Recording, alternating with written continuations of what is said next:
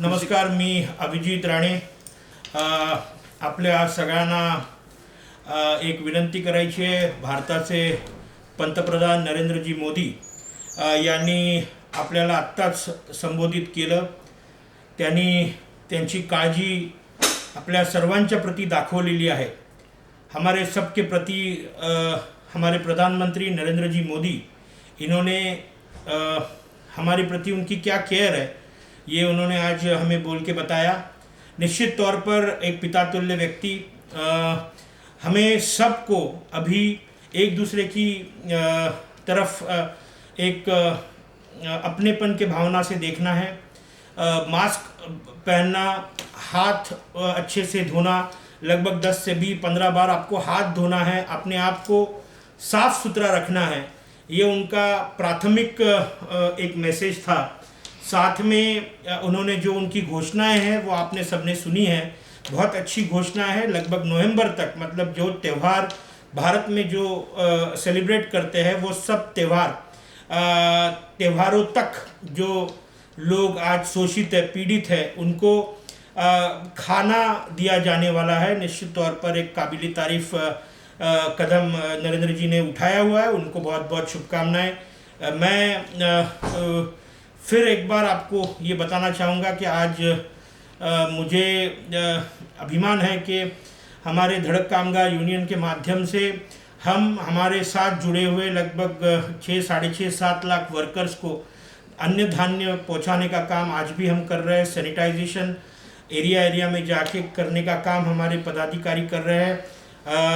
बहुत से अभी भी जिन लोगों को अनाज की ज़रूरत है वो हम अनाज देने का काम कर रहे हैं, मास्क देने का काम कर रहे हैं, और जो हो सके वो यूनियन के माध्यम से हम कर रहे हैं. बहुत से शोषित पीड़ित लोगों को कुछ इलाज के लिए पैसों की ज़रूरत पड़ती है तो हम हमारे जो क्लोज डोनर्स हैं उनसे हम रिक्वेस्ट करके उनको वो देने की भी कोशिश कर रहे हैं. मगर अभी हमारे जो एसोसिएट कंपनीज़ हैं जिधर हम धड़क कामगार यूनियन की यूनियंस हमारी प्रस्तापित है, वहाँ भी हम उनको रिक्वेस्ट करके CSR के माध्यम से जितना हो सके उतना मदद कर रहे हैं. महाराष्ट्र के पूर्व मुख्यमंत्री सन्माननीय देवेंद्र जी के माध्यम से भी अनाज का बहुत बड़ा हमारे पास एक लॉट आया था और उसके वजह से हम बहुत लोगों को मदद दे पाए. साथ में हमारे मुंबई के एक लोकप्रिय आमदार प्रसाद जी का भी साथ हमेशा हमारे साथ रहता है. निश्चित तौर पर मैं एक चीज़ बताना चाहूँगा कि अभी जिस प्रकार से कोरोना का जो प्रसार बढ़ रहा है, लोगों में जो पॉजिटिव रिजल्ट्स आ रहे हैं, पॉजिटिव मतलब कोरोना पॉजिटिव ऐसे बाधित लोग बहुत बड़े संख्या में बढ़ रहे हैं और मुझे लगता है अभी कम्युनिटी स्प्रेड होना शुरू हो गया है. तो निश्चित तौर पर हम सभी लोगों को बहुत सावधान रहना है. ज़रूरत नहीं हो तो आप निश्चित तौर पर आप घर से ना निकलिएगा. कि जितना हो सके उतना वर्क फ्रॉम होम, ये विषय पर आप सब लोग अच्छी तरीके से सोचिएगा. बोलना बहुत आसान होता है, करना बहुत डिफ़िकल्ट है, क्योंकि आज आपका घर, आपका परिवार आपको चलाना है और उसके वजह से बहुत सी कठिनाइयाँ आपको अभी देखने मिल रही है. आज कल ही महाराष्ट्र के मुख्यमंत्री ने महाराष्ट्र का लॉकडाउन बढ़ाया है 30 जुलाई तक. मैं एक चीज़ बताना चाहूँगा कि जो हाथ पर काम करने वाली शोषित पीड़ित लोग हैं उनकी अवस्था बड़ी कठिन है. आज उनका सर्वाइवल, हर रोज़ उनका दिन कैसे निकालना है, हाथ पे पैसे नहीं है. मैं महाराष्ट्र के मुख्यमंत्री सरकार से और राजनीतिक पक्ष जो बड़े अपने आप को बहुत बड़े पॉलिटिकल पार्टीज अपने आप को जो जताते हैं, मैं उनको अपील करना चाहूँगा कि जो गरीब तबके के लोग हैं, जो ये सब समाज को आपको मदद करना बहुत ज़रूरी है. आज मुझे डर है कि कुछ वी विल नॉट एक्सपेक्ट ऐसी कोई घटना ना हो, क्योंकि बहुत से जो गरीब तबके के लोग होते हैं, जो हाथ पर काम करते हैं, वो बड़े अभिमानी होते हैं, वो भीख नहीं मांगते और ये स्वभाव के वजह से कुछ गलत ना घड़े. आप देख रहे हो कि लाइट बिल्स घर पे 3-3, 4-4 महीने के जो लाइट बिल्स आए, जिसका लाइट बिल 1200-1300 आता था, 6-6, 7-7 हज़ार आया है. क्या बोलना है कुछ समझ में आता नहीं है. लॉकडाउन का विषय हो, पेट्रोल का भाव जिस प्रकार से बढ़ रहा है, अभी ये मतलब क्या बात करना है ये। अगर पेट्रोल डीजल का भाव भी सेम हो गया, पहले डीजल की गाड़ियाँ लोग लेते थे क्योंकि पेट्रोल महंगा होता था, आज डीजल पेट्रोल सेम हो गया है। आज केंद्र शासन के पास जहाँ पर इंटरनेशनल मार्केट में जहाँ बैरल सस्ते हो गए, यहाँ आप पेट्रोल महंगा कर रहे हो। मैं समझता हूँ ये फाइनेंशियल कुछ उनके कैलकुलेशंस होंगे, हम इतने क्वालिफाइड नहीं है कि फाइनेंस का क्या हिसाब किताब है इनका, मैं समझता हूँ। बट आज जब कोविड-19 महाराष्ट्र में, देश में इस तरीके से हमें सबको डैमेज कर रहा है, हमारे जेबों को डैमेज कर रहा है, मैं निश्चित तौर पर सरकार से अपील करूंगा, राज्य सरकार और केंद्र सरकार से, कि आप इस चीज़ों पर ध्यान दीजिएगा।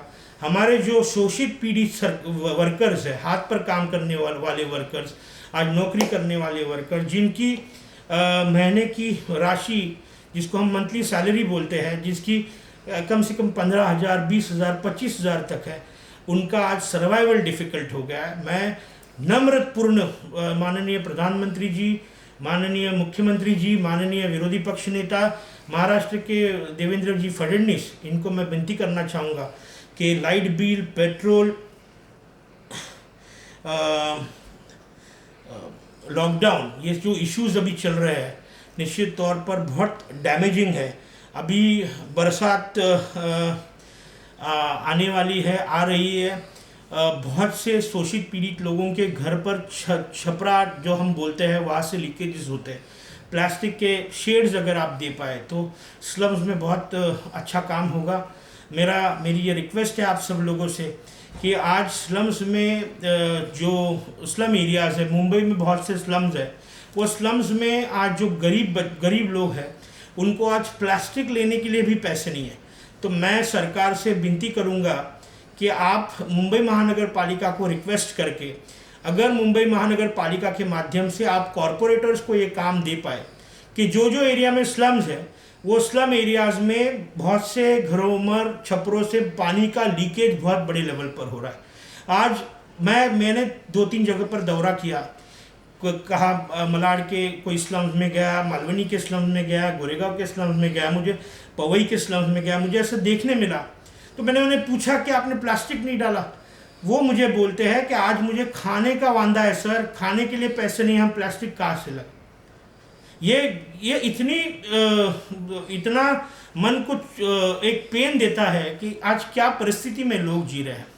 मुझे लगता है कि ज़्यादा से ज़्यादा सरकार इन सब छोटी छोटी चीज़ों पर ध्यान देना चाहिए।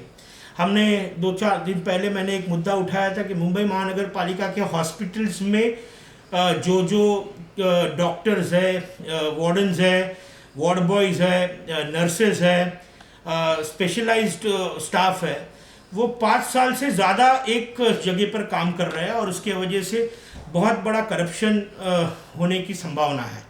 और निश्चित तौर पर आप बिलीव नहीं करेंगे, मुझे उस लाइव के बाद में लगभग 3 से 4 हज़ार ईमेल्स आए, जिसमें बहुत पेनफुली मेरे को पत्र आए हुए। कोई डॉक्टर्स जानबूझ के लोकल हॉस्पिटल के सामने वाले मेडिसिन शॉप के ही प्रिस्क्रिप्शंस देते हैं। वो सेम जो मेडिसिन है वो हॉस्पिटल्स में अवेलेबल है, मगर जानबूझ के वो बाहर से दवाई लिख के देते हैं। बहुत बड़ा दवाई में भी ट्रेड होता है। बहुत से डॉक्टर्स के खुद के डिस्पेंसरीज है, प्राइवेट डिस्पेंसरीज है, उनके बहुत से उनके अलग अलग बिजनेसेस है। तो उस यही सब चीज़ों पर हम एक PIL फाइल करने वाले हैं। मैंने महाराष्ट्र के एंटी करप्शन ब्यूरो के चीफ को हमने ऑफिशियल कंप्लेंट भी भेजी है। निश्चित तौर पर ये सब हम कर ही रहे हैं, मगर आज हमें कोरोना से लड़ना है, कोरोना को हराना है। और निश्चित तौर पर आज मैं एक कामगार नेता के तौर पर हमेशा ही निश्चित तौर पर कामगारों के बीच रहा हूँ। कामगारों से लड़ना, कामगारों के लिए लड़ना, ये मेरा हमेशा ही प्राधान्य रहा है। और मुझे विश्वास है कि आने वाले समय में हम सब जो वर्कर कैटेगरी के लोग हैं, जो वर्कर्स हैं, वो सभी लोग मुंह तोड़ जवाब देंगे, कोरोना को हराएंगे। और आज प्रधानमंत्री जी ने जो हमें एक मोटिवेशन देने का काम किया है, शायद वो जो हमें धान्य दे रहे हैं उससे हमारा चलेगा नहीं, मगर एक प्रकार का मोटिवेशन होता है। और वो मोटिवेशन के वजह से हम आगे, हमारा जो एक प्लान ऑफ एक्शन है, नवंबर तक हमें विश्वास है कि अन्न तो हमें मिलेगा। अभी इसमें कहाँ तक पहुँचा है, कैसे पहुँचेगा, ये सब भिन्न भिन्न चीज़ें हैं, उस पर मुझे जाना नहीं है। मगर मैं आप सभी लोगों से विनती करूँगा कि आप सब लोग अपनी फ़िक्र कीजिएगा, अपने घर वालों की फ़िक्र कीजिएगा, अपने आप को स्वच्छ रखिएगा, बिना मास्क के घर के बाहर निकलेगा नहीं, हाथ अच्छे तरीके से धोइएगा, अपने आप को स्वच्छ रखिए। बाहर से जब आप घर पे जाएंगे तो कपड़े पूरी तरीके से उतार कर अपने आप को क्लीन रखने की कोशिश कीजिए।